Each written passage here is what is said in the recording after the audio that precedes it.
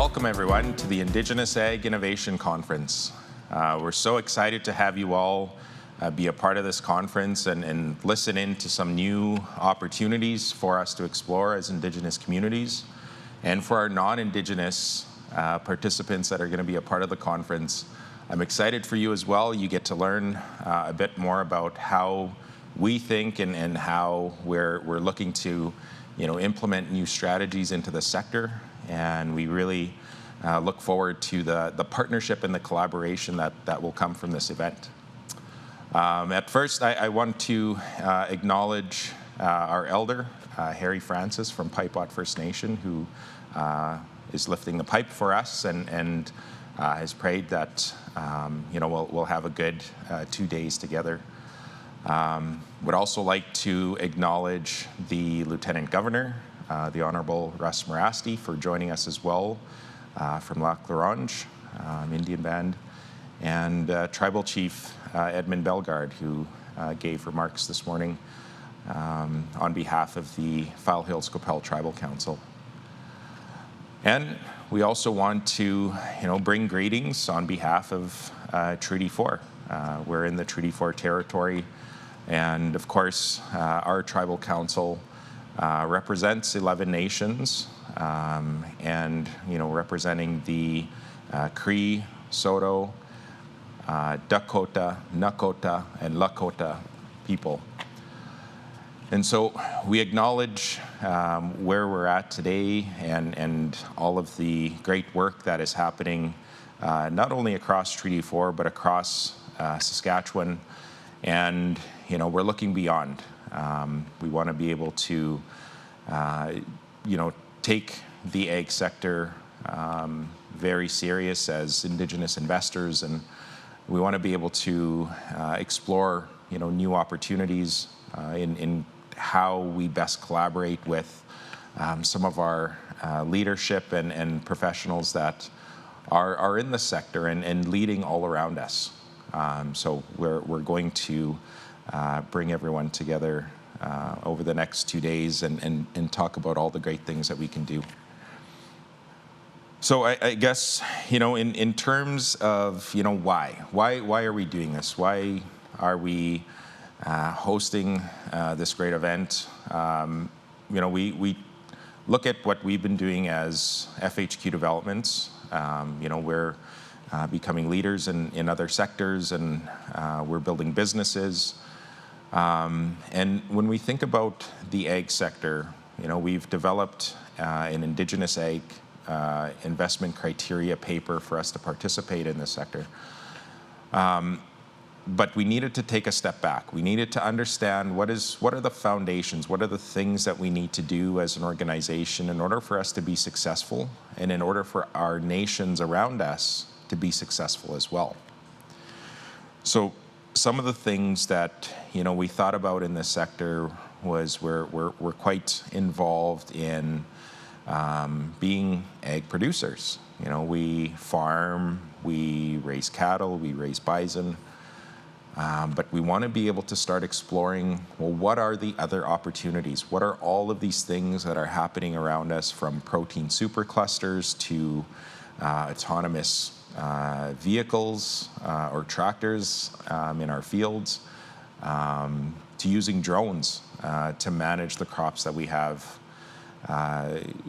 in the fields. And so we want to be able to bring these ideas together. And so we wanted to explore, what does ag tech look like?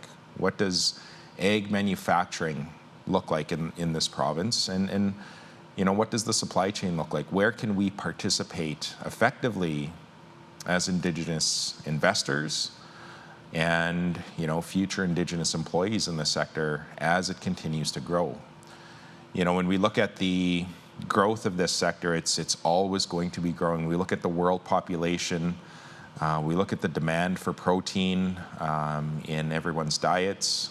They're going to turn to what we are doing here in our own backyard as a solution to how we feed the world. And so as Indigenous communities, we need to be a part of that. And not just as producers, we need to be a part of the tech, the manufacturing, the supply chains. And we need to be very strategic and think critically about how we do that. And I think throughout the next couple of days, you'll be able to be introduced to some very great speakers and leaders and visionaries in the sector, and they'll help to bring that together. You know, we thought about setting a foundation of success. And so what does that look like? You know, we think about the sectors that Indigenous business is beginning to thrive in. You know, you think of the mining sector, the oil and gas, the resource sector.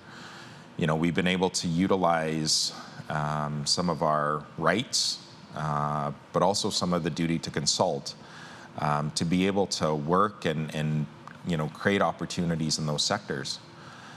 And so, you know, there's been a foundation that has been set. There's policy in place. There's governance in place. There's measurements that these organizations have created that we need to begin considering as we move into the ag sector. So how do we build, you know, a foundation of success? We got to go back to policy. We got to go back to the ability to network and connect with the right people, the leaders in the industry, to help show leadership in this sector and, you know, effectively allow Indigenous people the opportunity to learn and build capacity and become leaders in this space. And I think of, you know, speakers like Murad, you know, a very visionary leader in our community who is building, you know, significant business in you know, processing, but also creating, you know, new ingredients and new products for market. So we need leadership like that to be able to work with and allow us to think about how we enter this sector and utilize those foundations that are set. When we think about the sector as well, we have to think about where we came from. You know, we look at the history of Indigenous people, and, you know, we've been here and we've been a part of this land for thousands and thousands of years. We're a part of this land. You know, we were, you know, great hunters, and we did have, you know, or build sustenance through agriculture on our own. We've had, you know, processes that were sustainable and we're committed to growing community. And, you know, over time, when we look at the history and what we've gone through and you know, some of the farming experience or experiments that we've seen in some of our communities, you know, we became experts in this field. But unfortunately, policy and you know, other issues became, you know, barriers to our success, and it hindered our ability to continue to grow. You know, we look at other policies that have created situations where, you know, we can't find the capital to grow. We still have Indian Act and other things that are creating barriers in our communities for us to be able to invest and actively participate in equipment that we know is very, very expensive. So, you know, we need to go back to and think about what are some of those, you know, issues that we've had over time that still continue today that we need to get over. We need to figure out solutions around. And I think with some of the speakers that we have, you know, throughout the next couple of days, they'll be able to explore some of those issues, and perhaps, you know, we could begin working together and finding the solutions to working around how we come up with better solutions to be able to actively participate. You know, we think about as well some of the communities, and you know, we'll have a panel today that is going to share what they're doing in their communities, and we're so proud of the work that they're doing and the commitment that they've made in taking back the land within their own community and begin, you know, farming and producing, and, you know, talk about some of the issues that they may have had to confront, and some of the barriers that they've had to break through in order to be successful in this area. So I'm very, very excited to hear those stories, and to for everyone today to listen in on what some of those issues are, and perhaps you have a solution for how we can do things better. So it's all about collaboration and understanding, and also just sharing some of that success that we have had as Indigenous communities. And so now we want to be able to think about the future. What's the future in this sector? What can Indigenous people do to actively participate? We have to go back to really thinking about what are those foundational things that any person would need to feel comfortable working in a specific sector. So we go right back to our youth. How are we getting them involved in the ag sector? How are we exposing them to the opportunities? How are we creating training and learning that helps to build their understanding in this sector?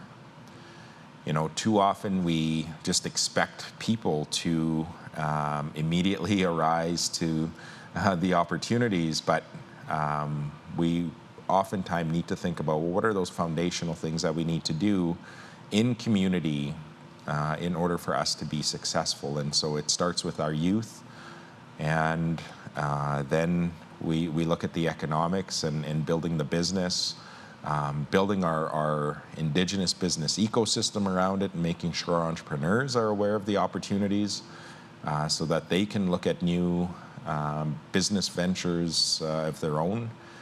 So we think about that ecosystem that needs to be built in order for us to have that success in the future. And when we look in our backyard in Saskatchewan, this is happening around us. All of these great new ideas, new inventions, new software solutions that are happening, new robotics that are being created to help in the sector to help feed the world. So we need to be a part of that, and we need to begin setting out the plan on how we effectively do that. When we think about creating Indigenous wealth, so there's in our view, Indigenous wealth is different than creating wealth. Wealth in Western terms is, what can I do for myself? How can I build wealth for myself, for my family? What legacy can I leave behind? But when we think about Indigenous wealth, it's very, very different.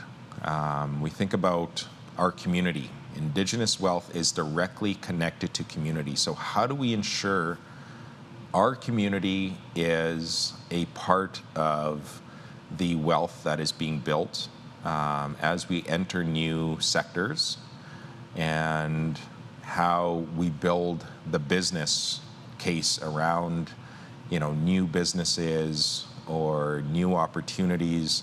How do we make sure our community is coming along with us on that journey? So we have to think about what are the really important things. Yes, we have to have strong business models in terms of being able to generate a profit. Absolutely, we need to think of those things. But there are other things that are not measurable that we need to think about. And so it's, how do we build livelihood around the decisions that we're making in these businesses? How are we reinvesting back into the youth that we have in our communities so that they can see themselves working for our companies one day? So we need to think about these very differently, and with the relationships that we're going to build, how do we ensure that we're sharing with our treaty partners what Indigenous values are, and how we value the types of businesses that we get into, and what we think about in terms of future sustainability, and thinking about the environment that we're in. So there's all of these things that go into building Indigenous wealth that sometimes are missed when we're thinking about just wealth in general. So I want you to think about that as we go through the next 2 days, as well as, well, how do we build community around this? How do we build community around the business opportunity in the ag sector? And one of the other important aspects that I want to be able to stress, like, we thought about, when we bring everyone together through a conference, and I know unfortunately we can't be together in the same room because of the pandemic that we're in, but there's still opportunity to connect. There's still opportunity to reach out and be able to build relationships and build strategies together. This conference is not meant to just only focus on Indigenous issues. This conference is meant to bring our non-Indigenous treaty partners with us on this journey to being able to access the ag sector. So we think about that collaboration and capacity building that will happen in these relationships. I think of the partners that FHQ Developments has built over the years, both in business, but also in community. And we've come together, we've collaborate, we identify, key measurements that we want to accomplish together. And, we set forth on a journey of building understanding and making sure that, Indigenous people are at the table for some of the key decisions or key policies that are being created. I can't stress that enough. It's very, very important that we're at that table to help bring better understanding. And so when we think about all of the strategies or, new programming that we're going to create or invest in, from government or through investment, how are we bringing that Indigenous voice to that table? And I think this is where, we could begin to build an understanding of each other and begin connecting and being able to bring that Indigenous voice to that table. So, really think about how we collaborate together and how we build partnership into the future. When we think about this sector, the ag sector, as it relates to, Indigenous investment or just Indigenous participation in general, we have to think about it from a renewable sense or a sustainable sense. When we think about the food that we're growing and the people that we are feeding around the world, this is a constant renewable resource for us that, is not limited by, or it doesn't have a finite number of how many opportunities we have to grow the crops that we need to feed the world. And so having that sense of renewable resource and sustainable resource, as long as we don't deal with drought and some of the other issues that we deal with from time to time, but finding better practices in how we do that and finding more sustainable practices in those processes, allows us to be able to participate in a business that will continue to be renewable for us as Indigenous people. So those are really important aspects when we think about the values that we have. And, I think about our organization and the industries that we're in, the businesses that we operate.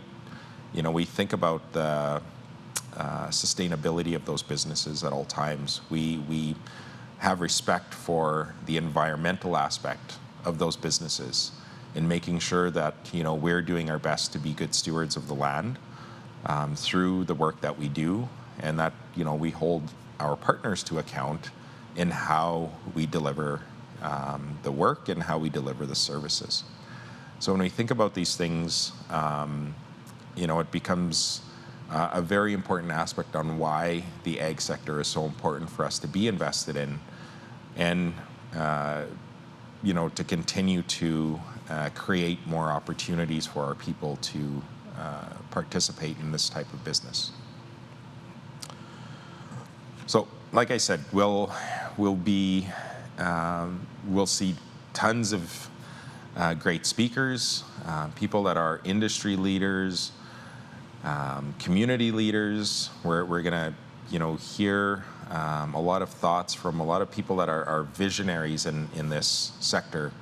Not only here in Saskatchewan, but nationally and internationally. And we're going to be able to learn from them. We're going to be able to take some of that knowledge and be able to think about, well, what can I do? What can we do to help and participate and support Indigenous participation in the ag sector? We're going to be able to see some of the best practices, or perhaps become more aware of new opportunities that are beginning to arise in this sector that we should begin to consider investing in and building capacity around. So let's listen in on some of those key opportunities that we'll see over the next 2 days. I think one of the really important things that I would like people to have is always have an open mind. Have an open mind to the opportunity. Don't look at this and say, what the ag sector it requires a lot of capital. It requires a big investment. We can come up with solutions to work around the barriers around capital.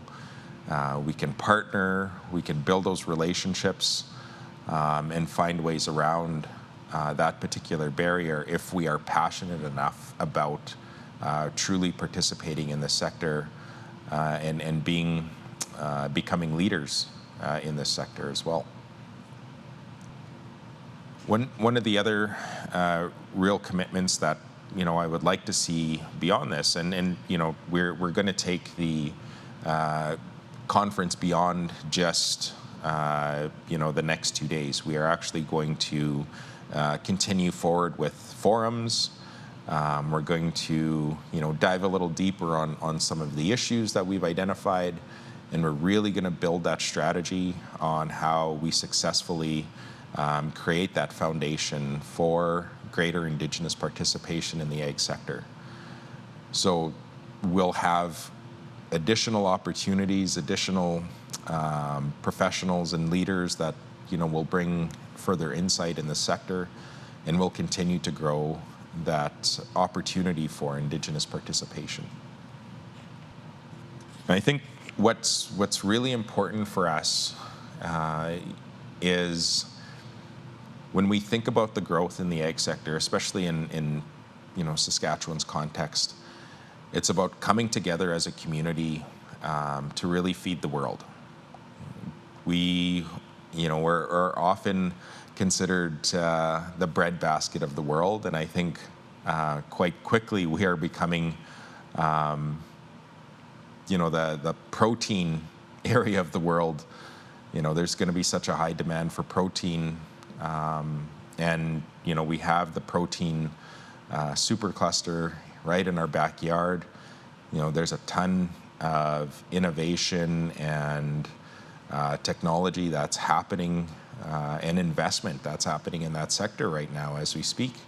So how do we effectively participate and be a part of that, and how do we bring the community around it? Because there's so many opportunities that we need to realize in this sector. And I think, with some of the speakers that you're going to see over the next few days, they'll begin to identify, where some investments have been made and where, the strategy for them, whether that be, training and development or capacity building, that some of that work is beginning, and that there is some plans in place for us to be successful there. So I encourage you to really listen in over the next 2 days and take in as much as you can, and become future allies and partners in helping Indigenous people participate in the sector. And, let's come together to feed the world. Thank you.